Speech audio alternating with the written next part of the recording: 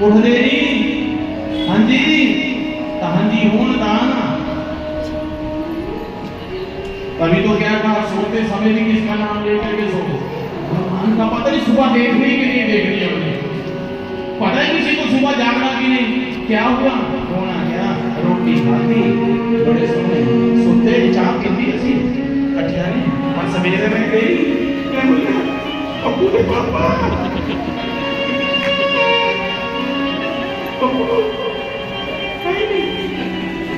और क्या।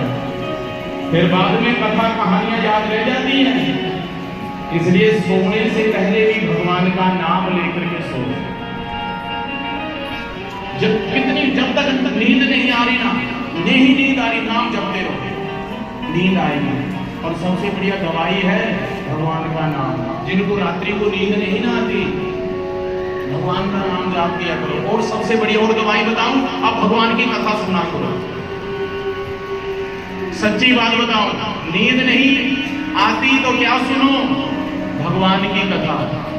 एक गुरुजी सुनाते रहते ना कथा, यूट्यूब गुरुजी, गूगल गुरुजी, वो लगाओ, उसका फायदा लो। ये मोबाइल जो है ना, हम कहते हैं बुरी चीज है, बुरी नहीं, अच्छी चीज है। सराहने रख लो, मजे से कथा सुनते रहो। वृंदावन की कथा सुनो, भागवत की कथा, राम कथा सुनते सुनते नींद आएगी, नहीं आएगी तो मुझे पूछना, गारंटी से कहता हूं। नाम जाप करो, नाम जाप करते करते आपको बढ़िया नींद आएगी। प्रेम से कहो जय श्री कृष्ण। नाम रूपी भगवान, इस भगवान को कहां झूलाओ, जीभा के ऊपर। जीभा हमारी क्या है, झूला। इस झूले के ऊपर झूलाओ सुबह शाम, जब भी समय मिले चलते फिर। अब आप सोचेंगे कि महाराज बैठ करके ही माला जाप करें तब भगवान मिलेंगे। अब मुझे ये बताओ कि गोपियां घर में बैठ करके भगवान का नाम लेती थी क्या? गोपियां घर का काम करते समय भी नाम जाप करती थी।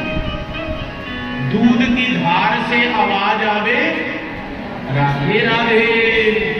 दूध की धार भी निकाल रही है ना, गाय की धार, तो भी राधा राधा नाम जाप कर रही है। झाड़ू लगा रही है तो भी कृष्ण कृष्ण नाम ले रही है। पानी जा रही है भरने के लिए यमुना के तट के ऊपर, तो भी कृष्ण को याद कर रही है। रोटी बना रही है तो भी कृष्ण को याद कर रही है।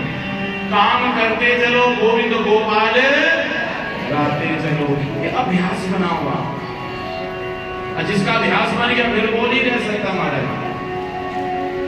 नाम, जिसने नाम जाप किया भगवान उसकी रक्षा करते हैं। ये मत सोचो कि केवल व्यक्तियों को भगवान मारते हैं और देवताओं की रक्षा करते हैं। मुझे ये बताओ कि प्रहलाद जी कौन थे? प्रहलाद जी के पिता कौन थे? हिरण्यकशिपु। कौन थे वो? राक्षस थे। क्या खाते थे, क्या पीते थे?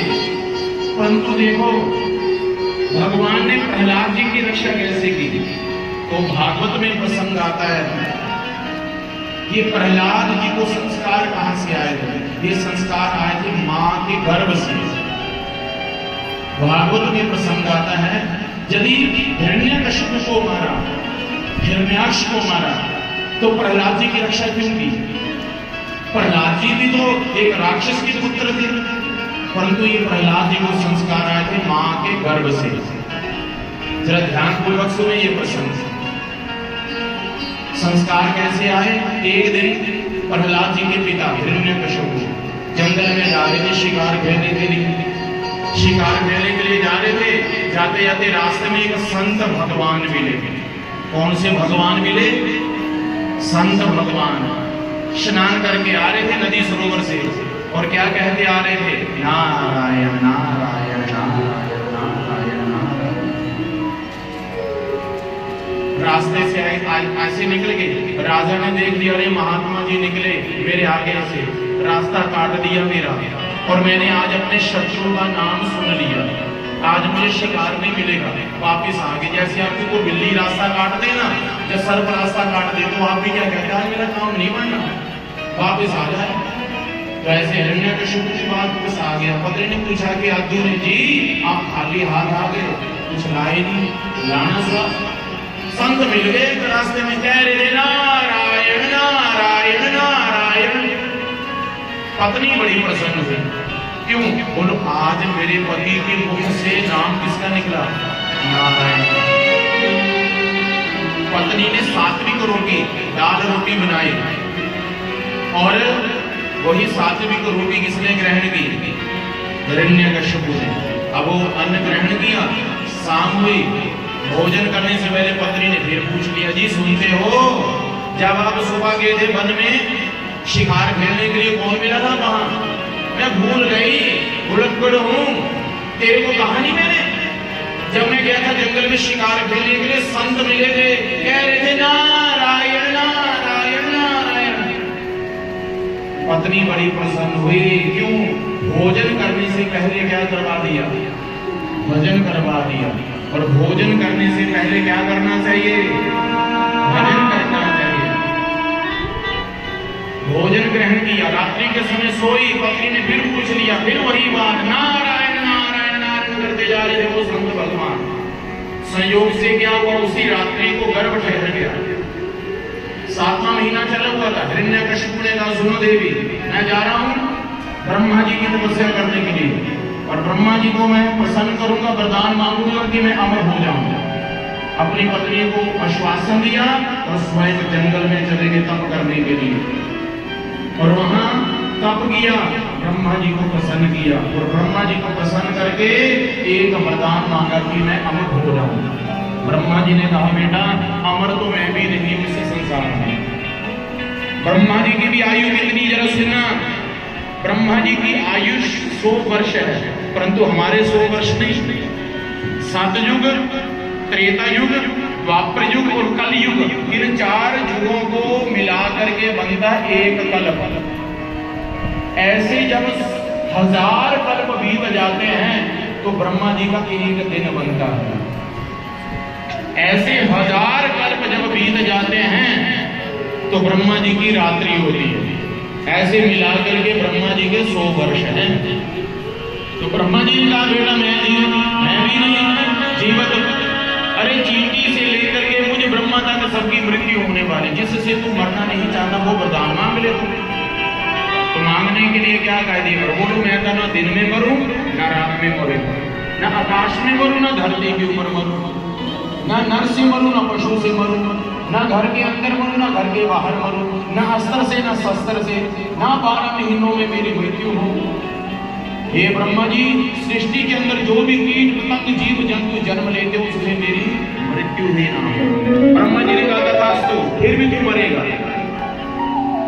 और इधर जब ब्रह्मा जी को प्रसन्न किया, 7वां महीना चला हुआ था क्यादु को, तो देवराज इंद्र आया, आकर के क्यादु का एक बड़ा पुत्र था हिरण्यकश्यप को, उसको तो मार दिया, क्यादु को भी मारने लगा। परंतु देव ऋषि नारद जी ने आकर कहा, सुनो देवराज इंद्र, ये गर्भवती माता है, इसे मत मारो, इसके गर्भ में भगवान का प्रिय भक्त है, भागो यहाँ से।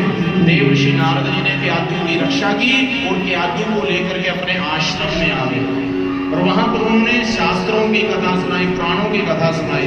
ज्ञान की उत्पत्ति गर्भ में हो गई महाराज। जब मेरी माताओं बहनों प्रभु प्रेमियों सुनो जरा, जब हमारी माताओं को बहनों को 7वां महीना चला हुआ होता है ना जी, उस समय बालक जो गर्भ में शिशु है उसे ज्ञान की उत्पत्ति होती, ज्ञान। तो बड़े सावधान से उस समय हमारी माताओं को बहनों को शास्त्रों का अध्ययन करना चाहिए, पढ़ना चाहिए, कथा सुननी चाहिए। माँ के गर्भ से ही संस्कार आते हैं बच्चों को। हिम्मत सोचो कि जन्म के बाद ही संस्कार देंगी माताएं, नहीं, माँ के गर्भ से। सुभद्रा जी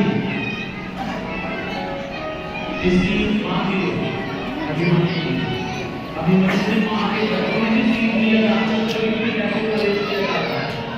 अर्जुन से बात सुनाए में कैसे प्रवेश होता है, तो सुन रही थी, परंतु चक्रव्यूह से निकलना कैसे है, जब ये सुनाने लगे तो उनको नींद आ गई। अभिमन्यु ने सीख सुनाई, ज्ञान नहीं प्राप्त हुआ माँ के गर्भ से। तभी तो आपने महाभारत की कथा में सुना होगा, पढ़ा भी देखा भी होगा कि अभिमन्यु चक्रव्यूह में फंस गए, अब तो निकलना नहीं आता था। ज्ञान माँ के गर्भ से आता है।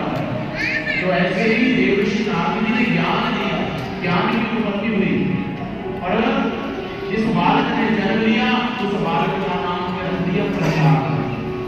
अपिता जब वापिस आए, ब्रह्मा जी से वरदान मांग करके बड़े प्रसन्न हुए, अपने पुत्र को देखा, मेरा बेटा इसका नाम ले रहा है नारायण नारायण नारायण। अब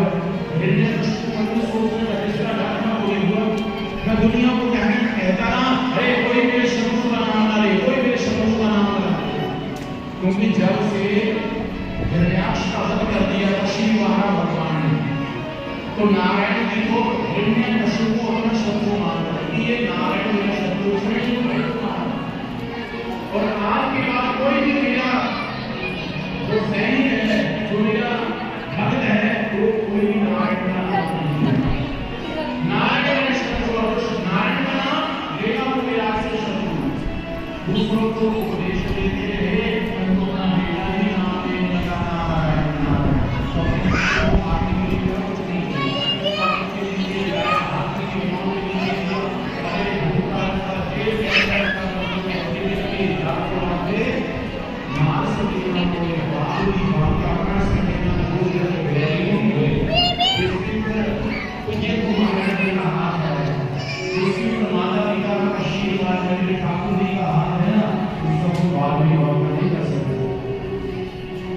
एक दिन को अपने पुत्र को जलाने के लिए प्रयास किया, जलती हुई लकड़ी को जलाया, उसके ऊपर होलिका जो बहन थी ना, होलिका, उसको मारा बिठा दिया।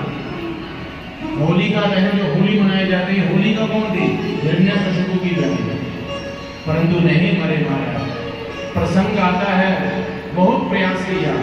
एक दिन मन में सोचा, मैंने सुना है कि जैसी संगत वैसी रंगत। बोलिए श्री सद्गुरु भगवान की। तो प्रभु प्रेमियों, हमारे यहाँ पर मुझे संत भगवान आए हैं। व्यास देव से उनकी श्री चरणों में कोटि कोटि प्रणाम, कोटि कोटि वंदन।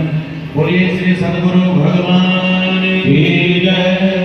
तो प्रसंग आता माताओं कि अपने पुत्र को विद्यालय में भेज दिया विद्या ग्रहण करने के लिए।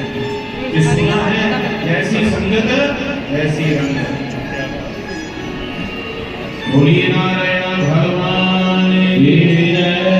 हरे कृष्ण श्री कृष्ण गोविंद हरे मुरारे, हे नाथ नारायण वासुदेवा। श्री कृष्ण गोविंद हरे मुरारे, हे नाथ नारायण वासुदेवा। श्री कृष्ण गोविंद हरे मुरारे, हे नाथ नारायण वासुदेवा। हे नाथ नारायण वासुदेवा, हे नाथ नारायण वासुदेवा, हे नाथ नारायण वासुदेवा, हे नाथ नारायण वासुदेवा। श्री कृष्ण गोविंद हरे मुरारे, हे नाथ नारायण वासुदेवा। बोलिए श्री सद्गुरु भगवान की जय। तो पुनः एक बार पूज्य गुरु महाराज जी के श्री चरणों में कोटि कोटि वंदन।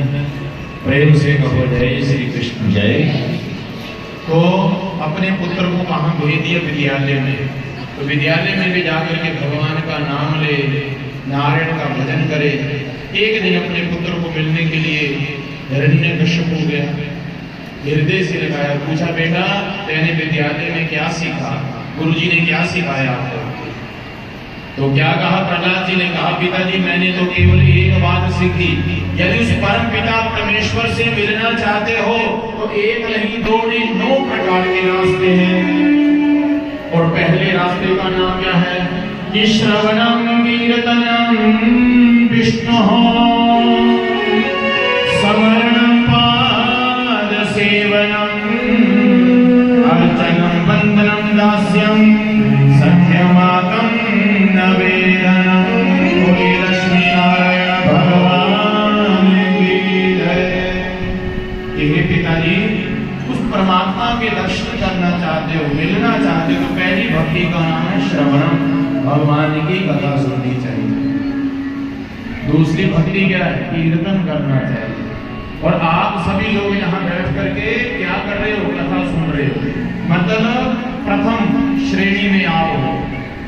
और दूसरी भक्ति का नाम क्या बताया? कीर्तन। कीर्तन भी करना चाहिए। और कीर्तन करने से क्या होता है? जैसे एक कपड़े को कैंची काट देती है तो आप सिलाई कर लेते हो कि नहीं? कर लेते हो ना सिलाई, जो कैंची से कपड़ा काटते हो।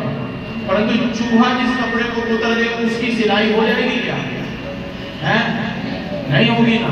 तो ऐसे कीर्तन क्या करता है? कीर्तन हमारे पापों को कुतरता है, कीर्तन पापों को कुतर देता है, इसलिए कीर्तन करना चाहिए। तभी तो भगवान ने कहा नाम संकीर्तन। आप प्रतिदिन भगवान की पूजा करो, नाम जाप करो। फिर 2 मिनट के लिए अकेले बैठ कर श्री कृष्ण गोविंद हरे कीर्तन करना चाहिए। किसको? लोगों को नहीं सुनाना, ठाकुर जी को प्रसन्न करने के लिए नाम जाप करना चाहिए, कीर्तन करना चाहिए। आपका कंठ अच्छा है नहीं है फिर भी कीर्तन करो। चाहे कंठ आपका अच्छा नहीं है, मेरा कौन सा कंठ अच्छा है, फिर भी किसको प्रसन्न करने के लिए प्रयास करते रहते हैं? भगवान को। हम कथा केवल आपको प्रसन्न करने के लिए नहीं, केवल ठाकुर जी को प्रसन्न करने के लिए। ना जाने कौन सा भजन, कौन सा प्रसंग ठाकुर जी को प्यारा लग जाए, ठाकुर जी कहे हाँ ये भजन सुनाओ, बात ये बड़ा बढ़िया आपने बहुत अच्छा गाया। भगवान को ना जाने कौन सी सेवा प्यारी लग जाए। प्रेम से कहो जय श्री कृष्ण। सबसे बढ़िया कंठ किसका? लता मंगेशकर का है। लता मंगेशकर को क्या मिला? राष्ट्र पुरस्कार मिला कि नहीं? बोलो। मीरा का कंठ चाहे अच्छा नहीं था, परंतु मीरा गाती थी किसको प्रसन्न करने के लिए, और मीरा को कौन मिले? मीरा को श्याम सुंदर मिले, लता मंगेशकर को राष्ट्र पुरस्कार मिला, भगवान नहीं मिले। इसलिए कीर्तन करना केवल श्याम सुंदर को प्रसन्न करने के लिए, भगवान को प्रसन्न करने के लिए। राम नाम का गीता उठा क्या सीधा, राम नाम का गीता।